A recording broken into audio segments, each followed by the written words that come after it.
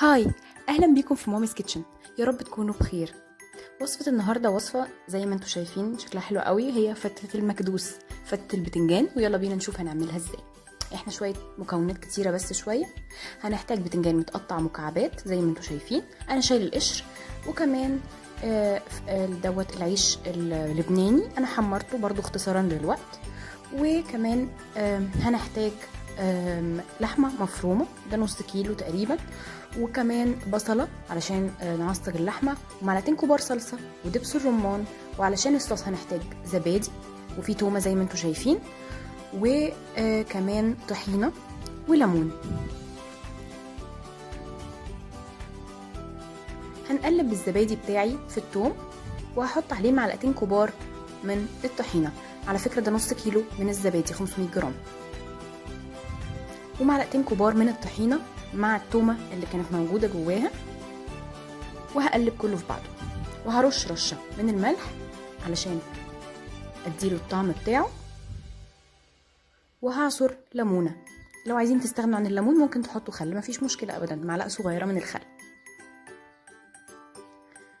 بالمنظر ده هقلب.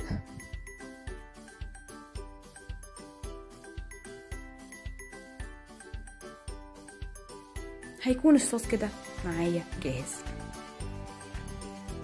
في طاسة هنا هبتدي اعمل البتنجان. معلقة زيت. انا زي ما قلت لكم انا مقشره البتنجان، وهنا دي على فكره الطاسه اللي انا كنت محمره فيها العيش وشيلته. هحط فيها البتنجان. انا عملت الطريقه دي لان حاسه ان الطريقه دي هتبقى اسهل بالنسبه لي. لو انتوا عايزين تحبوا يعني تحطوه في الفرن يستوي مفيش مشكله ابدا، تحطوا عليه شويه زيت وتدعكوهم فيه كويس وتدخلوهم الفرن يستووا. انا بشوف ان الطريقه دي اسهل من الآلية كتير، في نفس الوقت صحيه اكتر شويه. انا ما بحبش احمر البتنجان لانه بحس انه بيشرب زيت جامد. زي ما انتوا شايفين هفضل احمر فيه، او يعني افضل اقلب فيه. هتاخد مني شويه وقت بس هتديني نتيجه حلوه جدا في الاخر. اهم حاجه اتاكد ان البتنجان بتاعي استوى كويس. بالمنظر ده هو كده استوى. انتوا لو تحبوا تخلوا برضو القشره بتاعه البتنجان برضو دي حاجه ترجع لكم. زي ما قلت لكم عايزين تحطوه في الفرن برضو دي حاجه ترجع لكم. دلوقتي هاجي اعصج اللحمه. هحط البصله في شويه الزيت عادي جدا زي ما بنعمل تعصيجه اي لحمه مفرومه عاديه جدا. بالمنظر ده وحطيت اللحمه، ما حطيتش لسه عليها اي حاجه. هحط عليها ملح وفلفل وبهارات. فلفل اسود، معلش نطور الدنيا، ورشه كمان من البهارات. بهارات اللحمه، بهارات 7 بهارات، اي نوع بهارات بتحبه.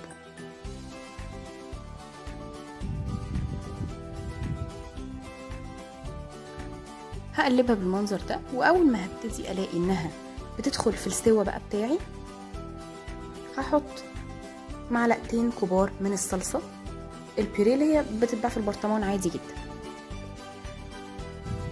هقلبهم تقليبه مع بعض.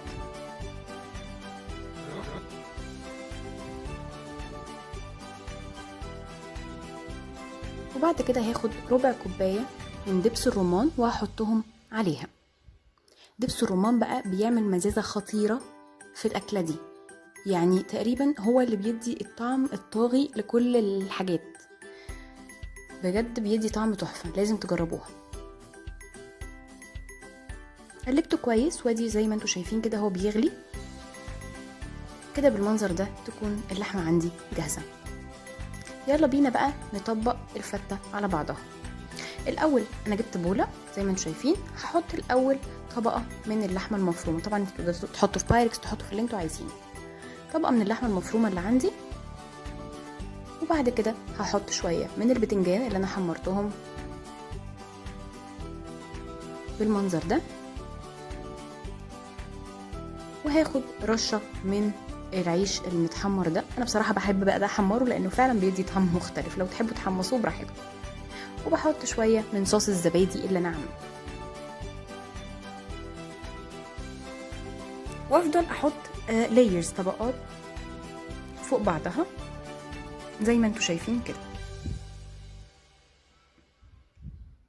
طبقه من اللحمه، طبقه من البتنجان، طبقه من العيش المحمص، وطبقه من صوص الزبادي.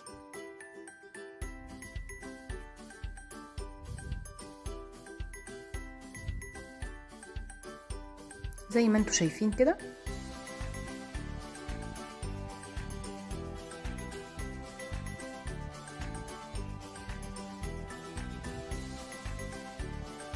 العيش المحمر، وبعد كده صوص الزبادي بتاعي. هسيب شوية بس علشان اخر لير. هاجي بقى احط هنا اللحمة المفرومة بتاعتي على الطروف علشان ابتدي ادي شكل حلو للطبق بتاعي. الاكلة دي بتبقى حلوة جدا في العزومات، لانه فعلا بتدي شكل حلو في السفرة، شكلها بيبقى حلو في الاخر، من الاكلات اللذيذة قوي.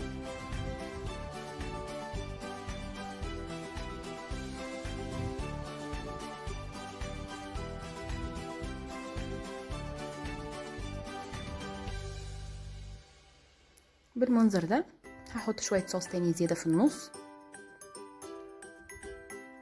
هوزع كده العيش المتحمر داير ما يدور الطبق.